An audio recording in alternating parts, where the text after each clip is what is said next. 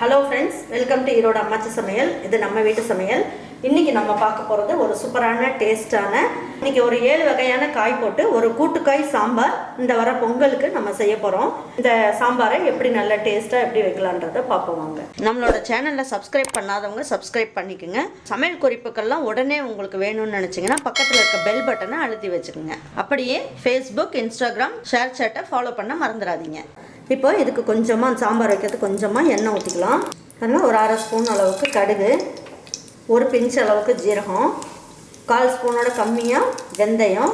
பாருங்கள், இதில் 4 பல்லு பூண்டை தட்டி எடுத்து வச்சுருக்கேன். இதையும் போட்டுக்கலாம். இதுலேயே ஒரு இனுக்கு கருவேப்பிலை எடுத்து நல்லா பிச்சுட்டு போட்டுக்கலாம். இப்போ இதுலேயே என்ன பண்ணலாம், ஒரு 8 சின்ன வெங்காயத்தை எடுத்து பொடியாக கட் பண்ணிவிட்டு அதையும் போட்டுக்கலாம். இதில் ஒரு சிட்டிகை பெருங்காயத்தூள், பெரிய தக்காளியாக 2 தக்காளி எடுத்து வச்சுருக்கேன். இதையும் போட்டுக்கலாம்.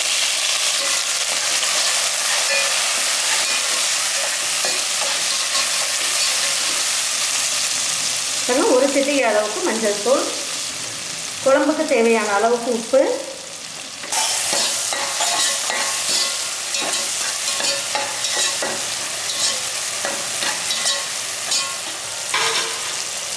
பாருங்கள். இன்றைக்கி நான் என்ன பண்ணியிருக்கேன், 7 வகையான காய் எடுத்து வச்சுருக்கேன். 7 வகையான காய்னா பாருங்கள், பரங்கிக்காய் எடுத்திருக்கேன், கத்திரிக்காய் எடுத்திருக்கேன், அவரைக்காய், முள்ளங்கி, வாழைக்காய், மாங்காய், இது பார்த்திங்கன்னா சக்கரவள்ளி கிழங்கு. 7 வகையான காய் எடுத்திருக்கேன். எல்லா காயும் இந்த மாதிரி பொடியாக கட் பண்ணிக்கோங்க. பாருங்கள், நான் சக்கரவள்ளி கிழங்கு நல்லா பெருசாகவே வேக வச்சு போட்டிருக்கேன். நம்ம வீட்டு குழம்பு மிளகாய் தூளும் நம்ம வீட்டு சாம்பார் பொடி இருக்கு இல்லைங்களா, அது இருந்தாலும் இல்லை நல்லா மிக்ஸ் பண்ணிவிட்டு 2 ஸ்பூன் அளவுக்கு போட்டுக்கணும்.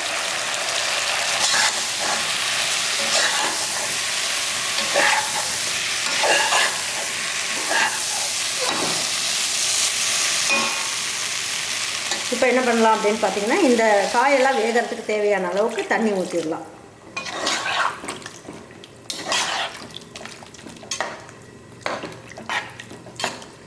காய் முழுகிற அளவுக்கு தண்ணி ஊற்றிக்குங்க. இப்போ தட்டை வச்சு மூடி வச்சிடலாம். இது ஒரு 3 நிமிஷத்துக்கு ஹை ஃப்ளேமில் வைங்க. நல்லா கொதிச்சு காயெல்லாம் வெந்துடும். எல்லா காயும் நல்லா வெந்துருச்சு. சக்கரவள்ளி கிழங்கு எல்லாமே முழுசாக தான் இருக்குது. எல்லா காரமும் இதில் இறங்கியிருக்கும். இப்போ பார்த்திங்கன்னா இதில் ஒரு 100 கிராம் அளவுக்கு துவரம் பருப்பை நல்லா ஒரு 4 டம்ளர் அளவுக்கு தண்ணி ஊற்றி குக்கரில் வேக வச்சு எடுத்து வச்சுருக்கேன். இந்த பருப்பையும் இதில் ஊற்றிக்கலாம். இப்போ நம்ம பருப்பு எந்த அளவுக்கு போட்டோமோ அதில் பாதி அளவுக்கு தண்ணி ஊற்றிடுங்க. இது ஒரு 2 நிமிஷத்துக்கு நல்லா கொதித்து வேகட்டும். இப்போ எடுத்து பார்க்கலாம். சாம்பாரெல்லாம் நல்லா கொதிச்சுக்கிட்டு இருக்கு. காயெல்லாமும் நல்லா வெந்துருச்சு. இப்போ என்ன பண்ணலாம், நான் ஒரு நெல்லிக்காய் அளவுக்கு புளி எடுத்து நல்லா கரைச்சி வடிகட்டி எடுத்து வச்சுருக்கேன். இதையும் ஊற்றிக்கலாம்.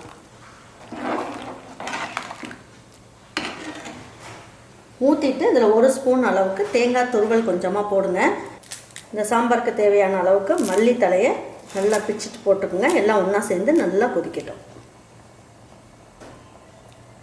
பாருங்கள், இப்போ சாம்பார் எடுத்து பார்க்கலாம் எப்படி இருக்குன்ட்டு. பாருங்கள், காயெல்லாம் நல்லா வெந்து இந்த எண்ணெய் எல்லாமே பாருங்கள் இந்த மாதிரி கசிஞ்சு வந்திருக்கு. இந்த ஆடை மாதிரி படிஞ்சு வந்தாலே சாம்பாரோட பச்சை வாசம்லாம் போயிடுச்சுன்னு அர்த்தம். ரொம்ப நல்லா சூப்பரான 7 காய் வச்சுட்டு நல்லா சூப்பரான ஒரு சாம்பார் ஒன்று வச்சுருக்கோம். இப்போ இந்த சாம்பாரை எடுத்து வச்சு பரிமாறிக்கலாம். இந்த பொங்கலுக்கு பிள்ளைங்களுக்கெல்லாம் இதே மாதிரி ஒரு சாம்பாரை செஞ்சு கொடுங்க. செஞ்சு கொடுத்துட்டு அவங்களுக்கெல்லாம் பிடிச்சிருந்ததுன்னா லைக் பண்ணுங்கள், ஷேர் பண்ணுங்கள், சப்ஸ்கிரைப் பண்ணுங்கள், மறந்துடாமல் கமெண்ட்ஸ் பண்ணுங்கள். தேங்க்யூ ஃபார் வாட்சிங் ஈரோடு அம்மாச்சி சமையல். தேங்க்யூ.